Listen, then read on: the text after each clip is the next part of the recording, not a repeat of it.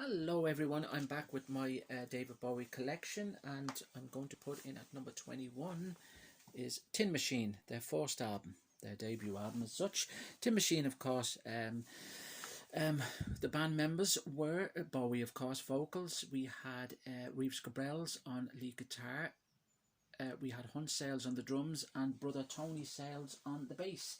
And then there was Kevin Armstrong, of course, who played a rhythm guitar that the Sales brothers brought in then at a later stage to work on the album with them.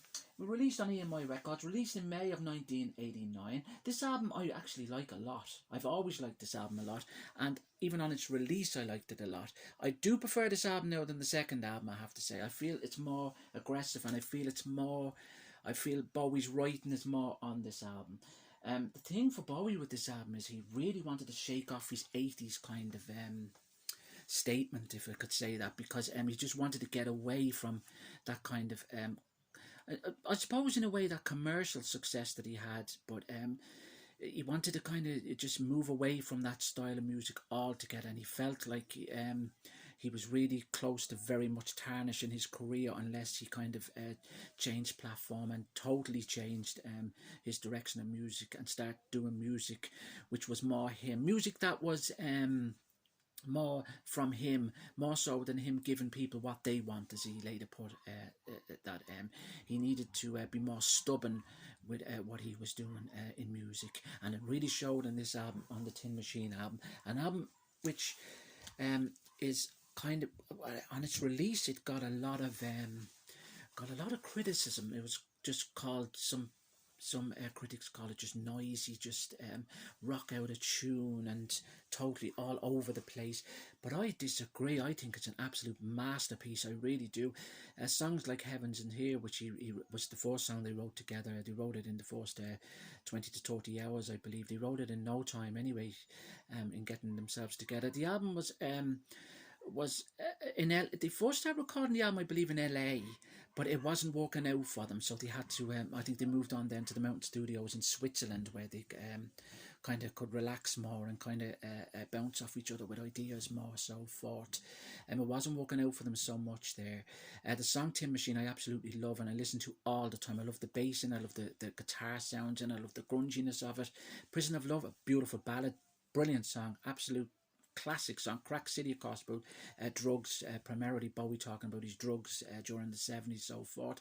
I Can't Read actually is not a song that I am over mad on. It's a song that Bowie has revisited many times and has performed many times live, and actually has redone on a couple of occasions too, and of course it's appearing on his new release that's just been released, of course. Is It Any Wonder, a new release, 97 release. It did intend to go on the Earthling album, redone and put on the Earthling album. Under the God, first single from the album, which done okay actually in the chart. I think it was a top 20 hit, not a massive hit, but it done okay. Amazing, another kind of slow ballady type song, great guitar playing. And The Working Class Hero, the cover of the Lennon song, another great song.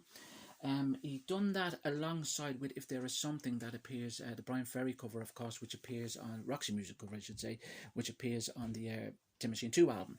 But he didn't actually put it on this particular album. It was shelved, of course, until Tin Machine 2. Pretty Thing is another great song, as is Bus Stop there just before it. Very short song, great song. Opened up with that song, country version of it, many times on when he was promoting, touring this particular album. And then he just went into a rock version of it too, but the way he done it was absolutely sublime, brilliant. Video Crimes is probably one of my least favourite on it. Baby Can Dance, another great song. The vinyl does not have Sacrifice Yourself or Run, but however the CD and cassette versions do, which is two songs also from this particular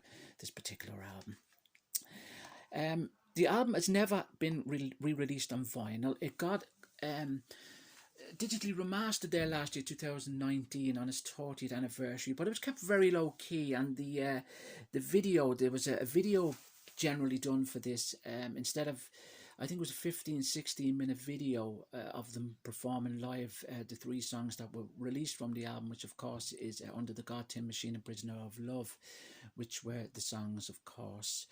Under the God, that's that one there. As I said, done okay in the charts. The B-side has just the interview of them talking about generally what they intend to bring to the album and future albums as such.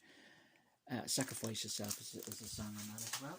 The song Tin Machine, and a cover version of Bob Dylan's Maggie's Farm, which is good too, which I like as well. Great grungy guitar sound to it, and has I Can't Read Live on it as well. They sound great live. This album was generally written to be live as such, because there's no overdubbing or anything like that in it. It's just pure grungy rock as such. And this is Prisoner of Love, of course, which has the live versions of Baby Can Dance, another great song, Crack City live as well on it as well.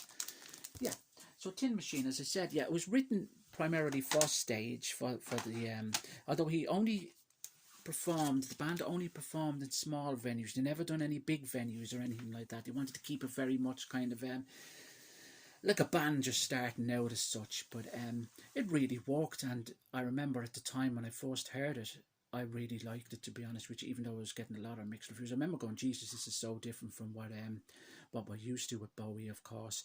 But the first song I actually heard from it on the radio was Heavens in Here.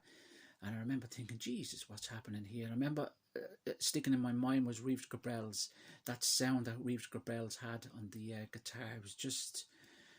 it just sounded so different at the time. And you've got to remember too, this was 1989. This was album was released, which was just prior to Nirvana's success.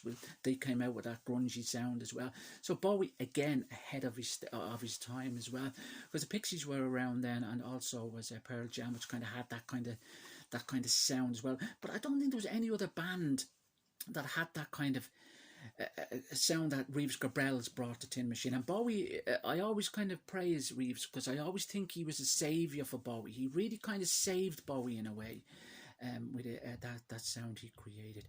But Tin Machine, yeah, a great album, and I have it in at 21, and I'm very comfortable to put it at 21. I could go on about Tin Machine for ages, because I really do respect that band, and I've always liked the work he's done with Tin Machine. I do prefer this one now than his Tin Machine 2 album. Not to say Tin Machine 2 is another great album, great writing, but there's some great lyrics in this Tin Machine one album as well.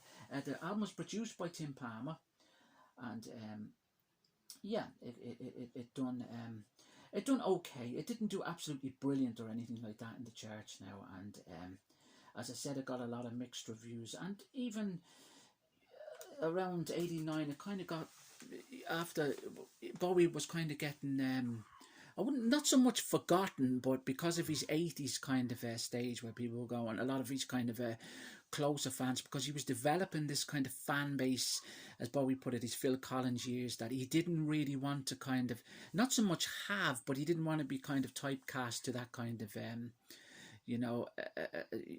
situation as such. He wanted to be more kind of, as I said, he wanted to be kind of in charge. He'd always liked to be in charge of what he was doing, and he just felt he was going to a place he didn't want to. He was singing doing things that everyone else wanted him to do, and with this particular band, that wasn't happening. It was kind of getting them back to basics. It was really kind of a start again for Bowie as such. It brought him into the 90s, which brought him into a whole different new era altogether. But Tin Machine, my number 21, and as I said, very comfortable to have it there. Again, thanks for watching, and I shall be back with number 20.